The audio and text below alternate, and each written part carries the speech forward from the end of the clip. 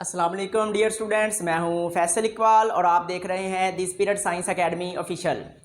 तो स्टूडेंट्स, आज हम इंटर मैथमेटिक्स पार्ट 2 उसमें डोमेन और रेंज फाइंड करना सीखेंगे।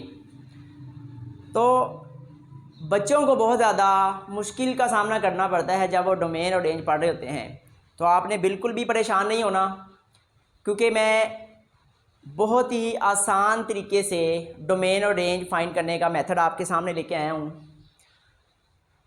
तो आपने वीडियो को मुकम्मल देखना है ताकि हमारी टोटली ग्रिप हो सके।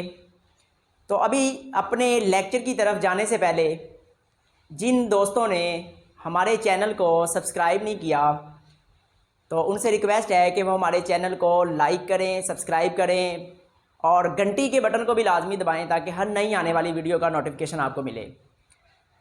और इस चैनल को आप अपने दोस्तों के साथ, अपने फैमिली मेम्बर के साथ लाजमी शेयर करें ताकि वो भी इससे इस्तेफादा हासिल कर सकें। तो चले आए, चलते हैं अपने टॉपिक की तरफ। आज हम सीखेंगे डोमेन ऑफ अ फंक्शन। अब डोमेन ऑफ अ फंक्शन क्या होता है स्टूडेंट्स? डोमेन का ताल्लुक इनपुट वैल्यूज़ के साथ होता है, यानी इंडिपेंडेंट वैल्यूज़ या इंडिपेंडेंट वेरिएबल के साथ डोमेन का ताल्लुक होता है। तो चले सीखते हैं डोमेन किस तरह से फाइंड कर सकते हैं। तो डोमेन को समझते हैं। Domain set of independent values. Independent values से मुराद है हमारे पास इनपुट वैल्यूज़।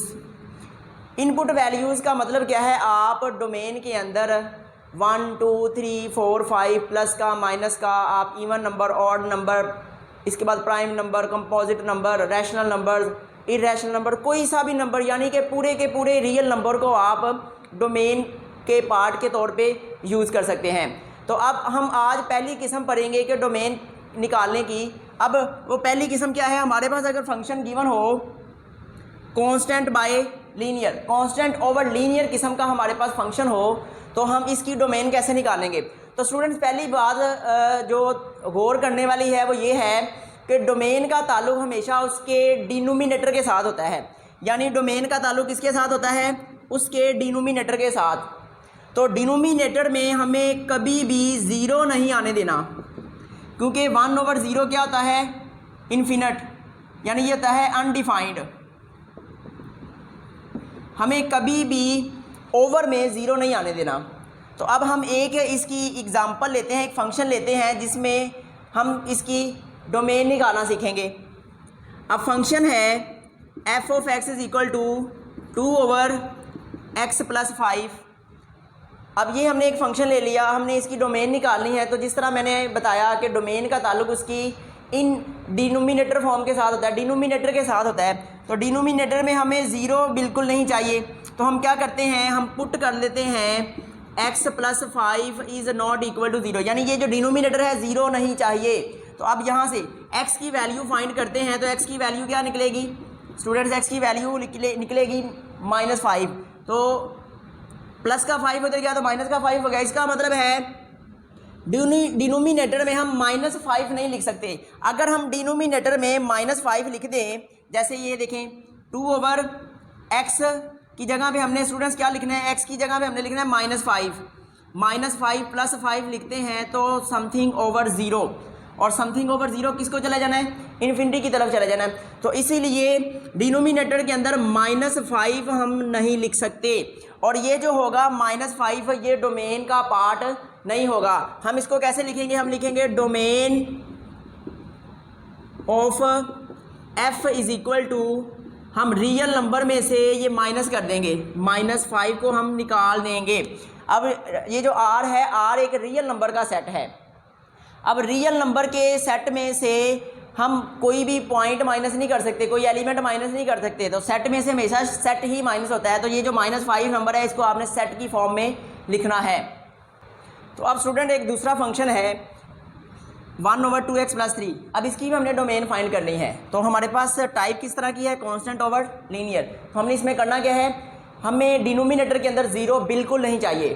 तो अब हम क्या करेंगे? अगर ज़ीरो नहीं चाहिए तो ये जो डिनोमिनेटर वाली वैल्यू है, हम इसको लिख देंगे कि ये ज़ीरो नहीं हो सकती, यानी नॉट इक्वल टू 0। तो यहाँ से x की वैल्यू फाइंड करते हैं। तो ये आएगा -3 और which implies that x is not equal to -3/2। तो स्टूडेंट्स ये x is not equal to -3/2, यानी कि हम डिनोमिनेटर में, यानी इस वाले डिनोमिनेटर में -3/2 पुट नहीं कर सकते। क्यों नहीं कर सकते? अगर हम -3/2 यहाँ पे पुट करते हैं स्टूडेंट्स, हम पुट करके भी देख लेते हैं कि क्यों नहीं करना, क्योंकि ये पुट करने पे हमें डिनोमिनेटर 0 मिल रहा है जो कि अनडिफाइन है। हम पुट करते हैं 1/2 x की जगह पे -3/2 + 3, तो ये देखें कितना आ रहा है 1/2 पर नीचे कैंसिल, -3 + 3 1/0, और 1/0 क्या आता है स्टूडेंट्स? इन्फिनिटी होता है। इसलिए हम यहाँ पे क्या करेंगे, -3/2 डिनोमिनेटर में नहीं लिख सकते। इसका मतलब है -3/2 ये डोमेन का पार्ट बिल्कुल नहीं है। तो इसकी डोमेन किस तरह से लिखेंगे? Domain of f is equal to real number में से ये माइनस कर देंगे -3/2। तो स्टूडेंट्स ये इसकी फंक्शन की डोमेन आ जाएगी। तो स्टूडेंट एक और एग्जांपल देखते हैं। फंक्शन हमें दिया गया f(x) is equal to -3/3/2x + 7/3। अब इसकी भी हमने डोमेन फाइंड करनी है। अब डोमेन हमें क्या बताती है कि डिनोमिनेटर पार्ट में 0 नहीं आना चाहिए। हम इसको पुट कर देंगे कि 3/2x + 7/3 is not equal to 0। ये 0 नहीं हो सकता। अब x की वैल्यू फाइंड करते हैं। ये प्लस का 7/3 उधर जाएगा तो माइनस का 7/3 हो जाएगा, और हमने x की वैल्यू निकालनी है। तो x की वैल्यू क्या मिलेगी हमें? ये यहाँ पे 2 डिवाइड हो रहा है तो जाएगा मल्टीप्लाई आ जाएगा -14 और 3 9। तो स्टूडेंट x की वैल्यू हमें मिलेगी -14/9। तो -14/9 इस डोमेन का पार्ट नहीं है, यानी यहाँ पे -14/9 को हम यहाँ डिनोमिनेटर में पुट नहीं कर सकते। क्यों नहीं कर सकते? वही पुराने वाली बात, क्योंकि इस नंबर को पुट करने पे हमें बटे में 0 मिलेगा। हम पुट करके भी देख लेते हैं। -3/2 x की जगह पे -14/9 + 7/3। अब -3 ये कितना आ जाएगा 2 7 14 3 3 9, तो -7/3 + 7/3। तो स्टूडेंट्स -3/0 ये कट के कितना मिल रहा 0, और 0 क्या है 1/something/0 अनडिफाइंड। और हमें यहाँ पे नज़र भी आ रहा है कि 0 ओवर में बन रहा है, जिसकी वजह से हम डिनोमिनेटर में -14/9 नहीं लिख सकते। तो इसकी डोमेन लिखनी होगी। तो डोमेन कैसे लिखेंगे? Domain of f is equal to इस नंबर को रियल नंबर में से माइनस कर देंगे, सेट की फॉर्म में से -14/9। तो स्टूडेंट ये हमारा टॉपिक था कि कांस्टेंट ओवर लीनियर फॉर्म में हम डोमेन फाइंड कर किस तरह से कर सकते हैं। अब स्टूडेंट्स एक मज़े की बात ये है कि ये जो हमारे पास लिखा हुआ है कांस्टेंट ओवर लीनियर, डोमेन का ताल्लुक सिर्फ और सिर्फ उसके डिनोमिनेटर के साथ होगा। अब ये न्यूमिनेटर फॉर्म में आपके पास कांस्टेंट फंक्शन आ जाए, आपके पास लीनियर फंक्शन आ जाए, आपके पास क्वाड्रेटिक फंक्शन आ जाए, आपके पास क्यूबिक फंक्शन आ जाए, आपके पास बाई क्वाड्रेटिक फंक्शन आ जाए, तो डोमेन का ताल्लुक सिर्फ और सिर्फ स्टूडेंट्स इसके डिनोमिनेटर के साथ ही रहेगा। अब हम रेंज को डिस्कस करेंगे। अब रेंज क्या थी है? Set of dependent values. Dependent values का जो एक सेट होगा हम उसको रेंज का नाम देते हैं। तो अभी हम जो हमने डोमेन निकाली है लीनियर कांस्टेंट ओवर लीनियर की, अब उसी कांस्टेंट ओवर लीनियर की हम रेंज भी डिस्कस कर लेंगे ताकि दोनों चीज़ें पूरी हो जाएं, मुकम्मल हो जाएं। तो स्टूडेंट्स ये जो रेंज निकालने का जो है ना इशू, ये बहुत ही ज़्यादा हॉट इशू है। स्टूडेंट्स को पता ही नहीं चलता कि डोमेन निकालने के बाद रेंज किस तरह से निकालनी है। तो कोई मसला नहीं है, मैं हूँ आपके लिए। तो अब हम आज एक शॉर्ट ट्रिक में रेंज को समझना सीख लेंगे। तो फंक्शन वही है कांस्टेंट ओवर लीनियर, जो हमने जिस फंक्शन की डोमेन डिस्कस की उसी फंक्शन की अब रेंज डिस्कस करेंगे ताकि एक टाइप हमारी पूरी हो जाए। तो स्टूडेंट्स मैं क्या करता हूँ, पहले एक एग्जांपल यहाँ पे ले लेता हूँ। एग्जांपल है, यानी फंक्शन हमारे पास है f(x) is equal to 1/-3/2x + 5/7। ये स्टूडेंट्स अभी थोड़ी देर पहले हमने इसको डिस्कस किया है। अब इस फंक्शन को डोमेन निकालने के साथ साथ मैं आपको रेंज भी निकालना सिखा देता हूँ इसको। चले हम क्यों करते हैं कि इसकी रेंज निकालते हैं, डोमेन तो हमने निकाल ही ली है। तो अब इसका जो हमारे पास एक ट्रिक है, शॉर्ट ट्रिक। अब शॉर्ट ट्रिक क्या है, रेंज निकालने का। रेंज हम निकालेंगे, रेंज निकालने का ट्रिक क्या है, रियल नंबर में से आपने 0 को माइनस कर देना है। स्टूडेंट जब भी कंपटीशन के एग्जाम में ये डोमेन रेंज का एक एमसीक्यू लाजमी तौर पे पूछा जाता है, तो हमारे पास वहाँ पे तो इतना टाइम नहीं होता कि हम डिटेल से इसको हल करने लग जाएं। तो आप सिंपली ये याद रखें कि जब हमने रेंज निकालनी है किसी कांस्टेंट ओवर लीनियर फंक्शन की, तो उसकी रेंज जो है वो हमेशा सेट ऑफ रियल नंबर में से माइनस करना है आपने 0। अब इसको देखेंगे भी कि -0 ही क्यों करना है और कुछ क्यों नहीं कर सकते, तो इसको भी हम समझेंगे। तो ये ट्रिक है जी, रेंज की क्या होगी, कांस्टेंट ओवर लीनियर की सेट ऑफ रियल नंबर में से माइनस कर देंगे 0। अब हम क्यों 0 करेंगे, इस बात को देखने के लिए 0 के इक्वल यानी 0 को निकालना है, सेट में से 0 को निकालना है। तो 0 को निकालना है तो हम क्या करते हैं, हम रेंज के लिए कर लेते हैं जी, पुट करते हैं 1/-3/2x प्लस 5/7। वो 0 को निकालना है, अगर 0 को नहीं रखना तो हम देखते हैं 0 को रख के क्या ऐसा मसला आएगा कि उसने कह दिया कि 0 नहीं शामिल करना, तो हम 0 के इक्वल रख के देख लेते हैं कि क्यों नहीं रखना। तो ये डिवाइड वाली वैल्यू सारी उस तरफ जाके 0 के साथ मल्टीप्लाई रहेगी, तो 1 = 0 × -3/2x प्लस 5/7। अब स्टूडेंट आपको पता है 0 किसी भी नंबर से मल्टीप्लाई हो रहा हो, वो नंबर खास प्लस का हो माइनस का हो, तो 0 ने उसको 0 कर देना है। तो 0 × समथिंग = 0। तो आप देखिए स्टूडेंट यहाँ पे 1 = 0। क्या आप लोगों को पता है कि 1 0 के इक्वल होता है? नहीं, 1 तो 0 के इक्वल हो ही नहीं सकता कभी।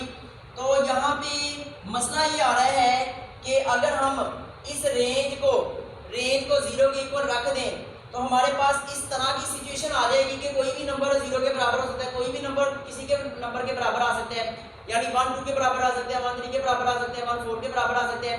तो ये क्या हो जाएगा, ये हम रॉन्ग गलत ट्रैक पे चलना शुरू हो जाएंगे।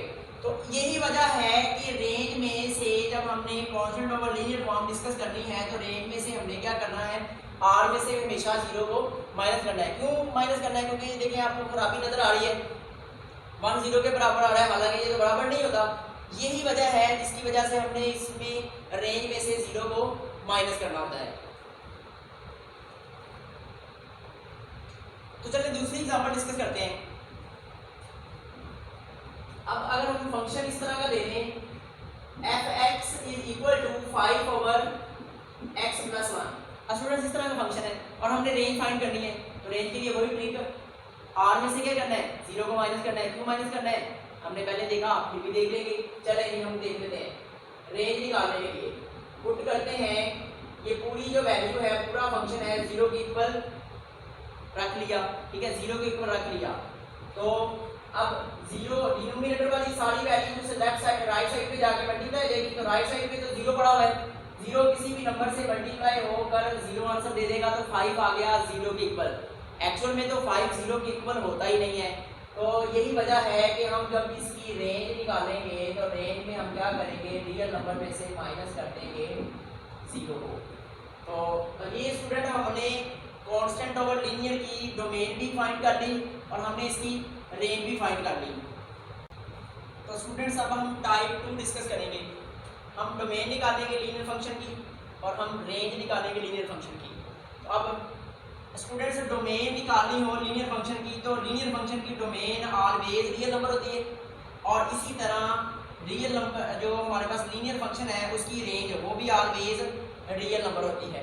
तो कैसे हमेशा ही ये रियल नंबर होती है डोमेन और रेंज, तो हम एक एग्जांपल लेके डिस्कस भी कर लेते हैं कि कैसे डोमेन और रेंज रियल नंबर आती है। तो स्टूडेंट्स अब हम एक फंक्शन ले लेते हैं f(x) = 2x + 1, ये एक फंक्शन है। अब हमने सबसे पहले इसकी डोमेन चेक करनी है कि इसकी डोमेन क्या आती है। तो डोमेन मैंने आपको बताया हुआ है all set of all input values या set of all independent values are called domain. Domain क्या होता है, वो सारी की सारी इनपुट वैल्यूज को हम डोमेन कहते हैं। तो अब यहाँ पे इनपुट वैल्यूज हम कोई सी भी पुट कर सकते हैं, 1 2 3 4 +1 -1 -3 100 +100 इस तरह करके कोई भी आप इनपुट वैल्यू दे सकते हैं यहाँ पे। तो अगर यहाँ पे मैं पुट करूँ और आपको पता है कि जो f(x) है इसको क्या कहते हैं, y भी कहते हैं, 2x + 1।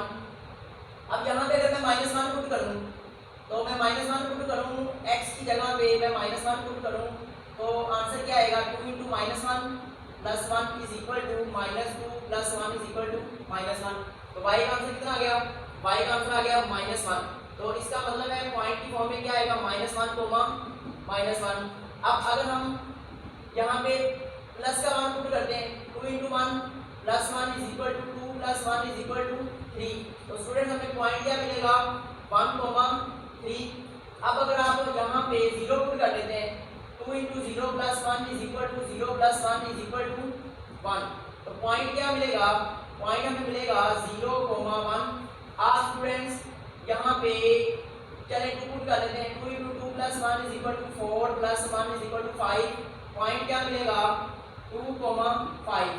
तो स्टूडेंट्स आप देखें कोई भी आप वैल्यू पुट करते जाएं आपको लाजमी तौर पे कोई ना कोई वैल्यू मिलेगी, और जो वैल्यू आपको मिलेगी वो हमेशा रियल नंबर के सेट में से मिलेगी। आप यहाँ पे रेशो फॉर्म पी और क्यू फॉर्म में पुट कर लें, 2 × 5/3 + 1 = 10/3 + 1। तो मैं यहाँ पे डिनोमिनेटर ये एलसीएम बना रहा हूँ, सेम कर रहा हूँ, तो ये कितना आ जाएगा, 13/3। तो पॉइंट क्या मिलेगा हमें, 5/3, 13/3 ये पॉइंट मिलेगा। अब आप कोई भी वैल्यू पुट कर लें, देखिए आप इनपुट दे रहे हैं आउटपुट निकल रही है, इनपुट दे रहे हैं आउटपुट निकल रही है, इनपुट आउटपुट इनपुट और आउटपुट, यानी कि रियल नंबर पुट कर रहे हैं, जवाब रियल नंबर में से आ रहा है। आप जिस मर्जी कैटेगरी का नंबर पुट कर लें तो स्टूडेंट हमें लाजमी तौर पे आंसर रियल नंबर का सेट ही मिलेगा। तो इसी तरह आप ये शॉर्ट ट्रिक याद रख लें कि जब भी हमारे पास डोमेन और रेंज फाइंड करने के लिए बोला जाए, वो फंक्शन सिर्फ और सिर्फ लीनियर हो, लीनियर फंक्शन हो, तो उसकी डोमेन और रेंज दोनों ही सेट ऑफ रियल नंबर होगा। तो ये स्टूडेंट्स हमारा टॉपिक था।